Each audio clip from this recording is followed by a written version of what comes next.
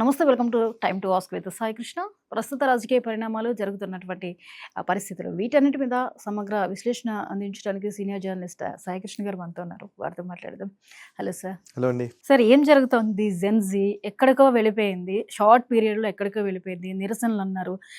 ఇప్పుడు రీసెంట్గా మనం చూసాం, ఒక అమ్మాయి బోర్డర్ దగ్గర అక్కడ చేసినటువంటి ఇష్యూ, కాశ్మీర్లో చేసిన ఇష్యూ. అంటే జెన్జీ వ్యూహం ఏంటి, వాళ్ళ మైండ్ సెట్ ఎలా ఉందో అనేది అర్థం కావట్లేదు. ఇంకోవైపు దీప్కేమో విద్యా సంస్థల సందర్శనలు మొదలుపెట్టారు. వీళ్ళు ఏం చెప్పబోతున్నారు సార్? అంటే ఈ దేశంలో అసలు ప్రభుత్వాలు సరిగ్గా పనిచేయట్లేదు, ఈ ప్రభుత్వాన్ని సరిగ్గా పనిచేసే బాధ్యత మేము తీసుకుంటున్నాము అనేది ఈ జెన్జీ ఉద్యమకారులు చెప్తున్నటువంటి మాట. వీళ్ళను అకౌంటబిలిటీ అని అడుగుతున్నారు. జెన్జీకి నిజంగానే చెప్పాలంటే అకౌంటబిలిటీ అనేది చాలా ఇంపార్టెంట్ అంశమే. నేను దాన్ని అప్రిషియేట్ చేస్తాను. బికాస్ ప్రతి మనిషి కూడా ఏదైనా సరే ఒక జవాబుదారీతనం అనేది ప్రభుత్వంలో కానీ సమాజంలో కానీ ఉండడం అనేది చాలా అవసరం. ముఖ్యంగా ప్రభుత్వానికి జవాబుదారీతనం ఉండాలి, పారదర్శకత ఉండాలి, ట్రాన్స్పరెన్సీ, అకౌంటబిలిటీ. నిజానికి మాట్లాడితే 18 నుంచి 30 సంవత్సరాల వయసు ఉన్నటువంటి ఈ పిల్లలందరూ కూడా, అంటే జెన్జీ అని చెప్పబడరు, 96 to 2014 మేబీ సబ్జెక్ట్ కరెక్షన్, ఆ మధ్యలో పుట్టిన వాళ్ళని ఏదో అంటారు, 2007 మధ్యలో పుట్టిన వాళ్ళని, 2007 మధ్య పుట్టిన వాళ్ళని. సో వాళ్ళని జెన్జీ అంటే, ఆ జెన్జీకి ఏంటంటే మన జనరేషన్ కంటే ఆ తర్వాత జనరేషన్ అయితే, ఆ జనరేషన్ వాళ్ళకి ఏంటంటే ప్రభుత్వాలు లేకపోతే వాళ్లకు అంతకుముందు జరుగుతున్నటువంటి ప్రక్రియలు ఇవేవి తెలియదు. 1996లో పుట్టినవాడు మొట్టమొదటిసారి ఓటు హక్కు వినియోగించుకుంది అంటే 18 years వాడికి ఏజ్ నిండింది 2014లో. సో 2014 తర్వాత నుంచి పొలిటికల్ సిస్టమ్ వాడికి అర్థమవుతోంది. 12 సంవత్సరాల వయసు నుంచే కొంత స్పృహ వస్తుంది రాజకీయాల పట్ల, సమాజం పట్ల. అది చాలా ఇమ్మెచ్యూర్గానే ఉంటుంది. సో ఎప్పుడైతే నువ్వు మేజర్ అయిన తర్వాత, 18 ఏళ్ల వయసు నిండిన తర్వాత కొంత అవగాహన పెరగడానికి అవకాశం ఉంది. అయితే 2014 తర్వాత పరిస్థితులు చూసినటువంటి వాళ్ళు ఈ జెన్జీ లిటరల్లీ. సో వీళ్ళందరికీ ఏంటంటే అఫ్కోర్స్ ఈ జనరేషన్కి మనం ఇంట్లో కూడా మనం చూస్తూ ఉంటాం, మన పిల్లల్ని వీళ్ళని చూస్తూ ఉంటాం. మన ఇంట్లో ఉండే జెన్జీ వాళ్ళు ఎలా ఉంటారంటే, వాళ్ళకు ఏదైనా సరే ఊరికే జస్ట్ లైక్ దట్ వాళ్ళని ఏదైనా ఒక తిట్టారనుకోండి, ఇట్లా ఎందుకు చేస్తున్నావు అన్నావు అనుకోండి, ఎందుకు తిడుతున్నావు అని అడిగే తత్వం ఉంటుంది. మన జనరేషన్లో మనం అడిగేవాళ్ళమే, కానీ 2-3 సార్లకు మనం అడిగేవాళ్ళం. మనకంటే పై జనరేషన్ వాళ్ళకి అసలు అడిగేవాళ్లే కాదు. ఏదైనా ఒక ఎవరైనా పెద్దలు ఏమైనా ఒక మాట అంటే పర్వాలేదులే అన్నాళ్లే, పెద్దల్ని గౌరవించాలని ఒక కాన్సెప్ట్ ఉండేది. ఆ గౌరవించడం దగ్గర నుంచి క్వశ్చన్ చేసే దగ్గరకు వచ్చాము. ఇవాళ అసలు టాలరేట్ చేసే పరిస్థితిలో కూడా లేము. అట్లాంటి దాంట్లోకి వచ్చింది, మనం ఎక్స్పీరియన్స్ అవుతున్నాం మనం. సో ఈ మనస్తత్వాన్ని బట్టి చూస్తే ఏంటంటే వాళ్ళకి ఏదైతే అనిపిస్తుంది అంటే, అఫ్కోర్స్ ఈ ఏజ్ గ్రూప్ లో ఉన్న వాళ్ళు ఏ జనరేషన్ అయినా, అంటే 70 ఏళ్ల క్రితమైనా ఈ రోజైనా ఒక కామన్ ఫీచర్ ఉంటుంది. అదేంటంటే ఆవేశం ఉంటుంది. సొసైటీలో ఏదో మార్పు తీసుకురావాలనే కసి ఉంటుంది. దీనిలో లేదు, ఇక్కడ మనం ఇది మార్చేసేయాలి ఇమీడియట్గా అనే ఒక సంకల్పం వస్తుంది. ఈ ఆవేశము ఎలాగంటే దాన్ని సరిగ్గా ఛానలైజ్ చేయకపోతే వాళ్ళు ఏమవుతారంటే ఎక్స్ట్రీమిస్ట్ భావజాలం వైపు వెళ్ళే అవకాశం ఉంటుంది.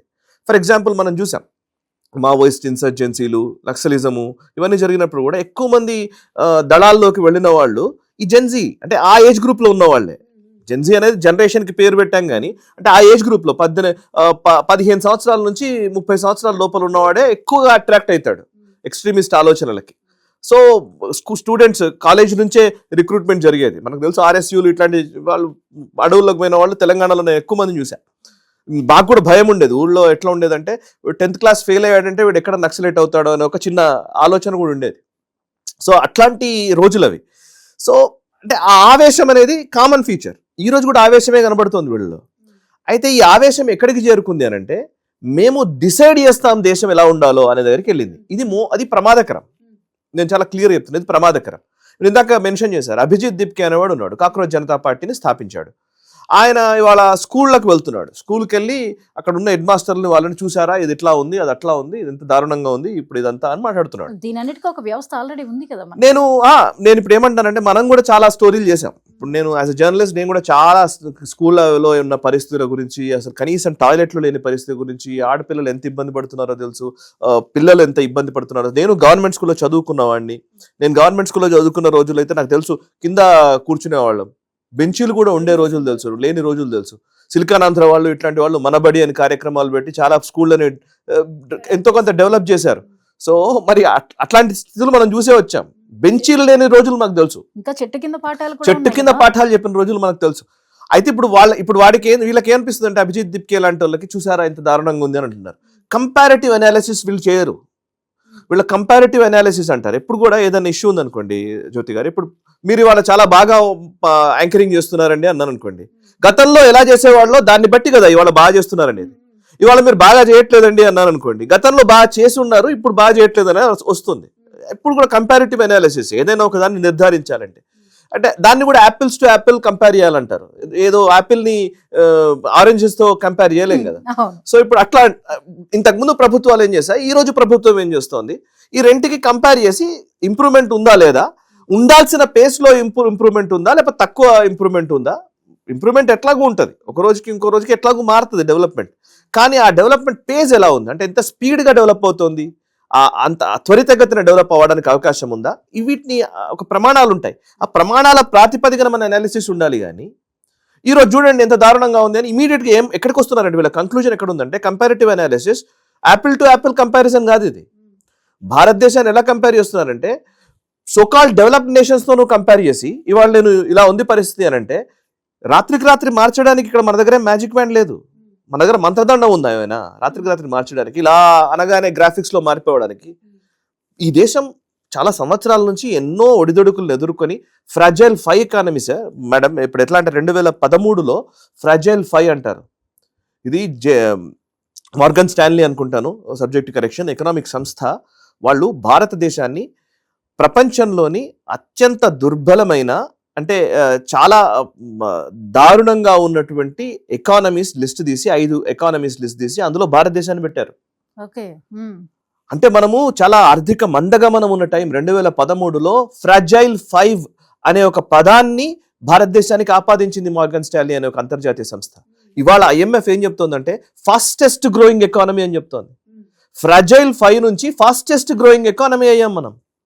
ఫ్రాజైల్ 5 నుంచి ఈరోజు నెంబర్ 4th పొజిషన్ లోకి వచ్చాం మనం.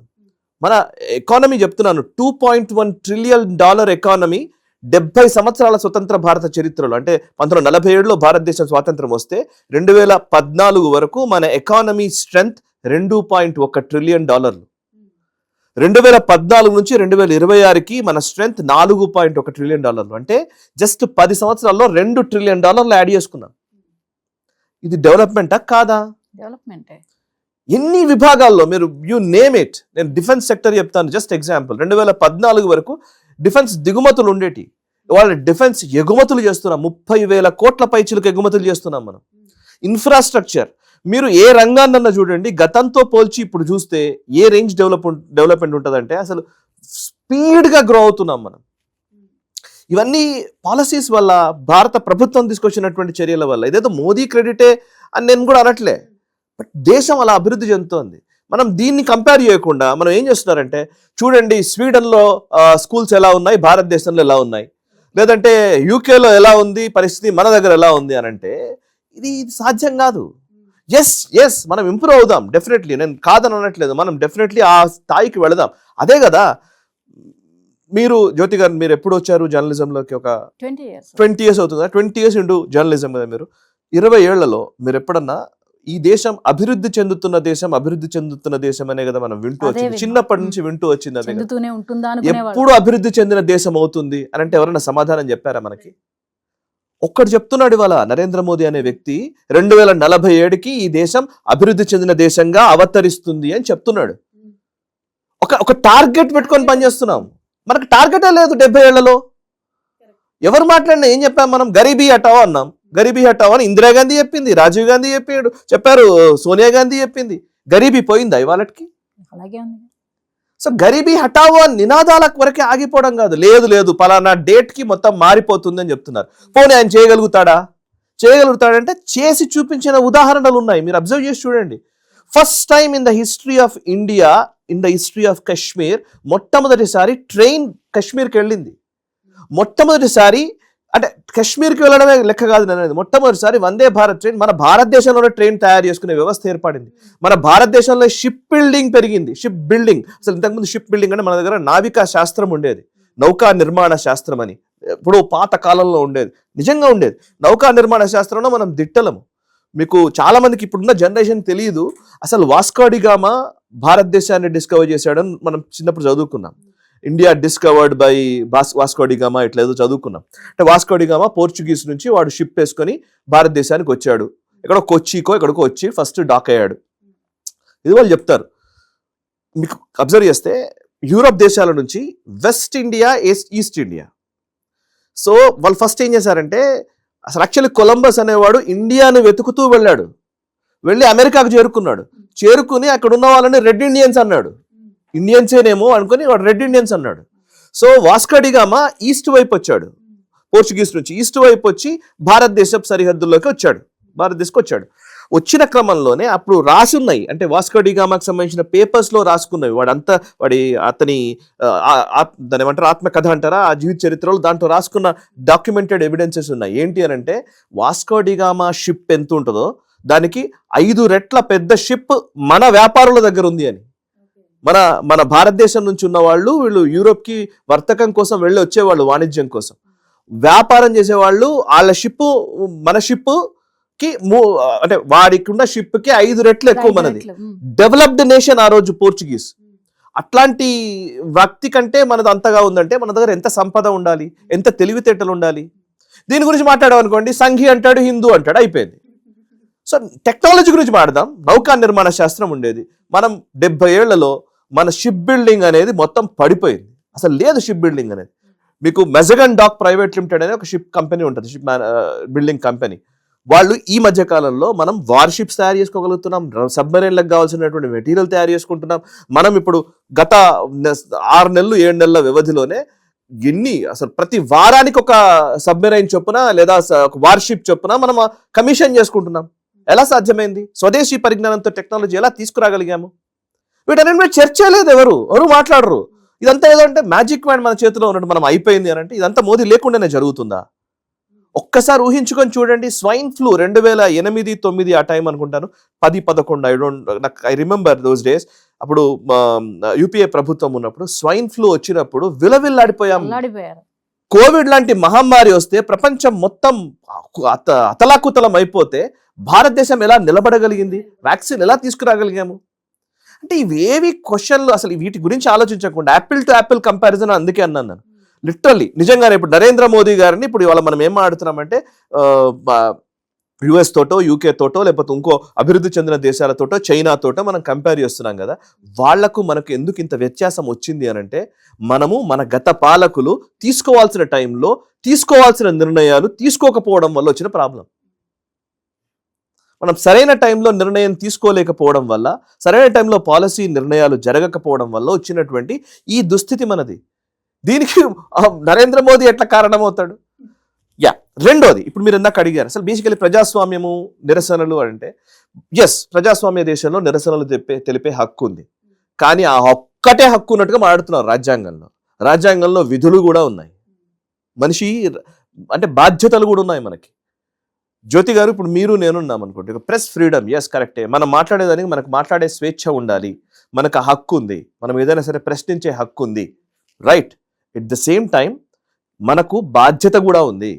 అంటే ఒక జర్నలిస్ట్కి ఏ బాధ్యత ఉండాలో, ఎథిక్స్, మోరల్స్ అండ్ మనకు ఉండాల్సినటువంటి నిబద్ధత, విషయం పట్ల అవగాహన, డేటా సోర్స్, మీకు ఏ అంశాలను ఆధారంగా చేసుకుని నువ్వు ఈ మాట మాట్లాడుతున్నావు, ఎన్నో ఉన్నాయి దీనికి ప్రమాణాలు. ఈ ప్రమాణాలు ఏమీ మేము పాటించమంట.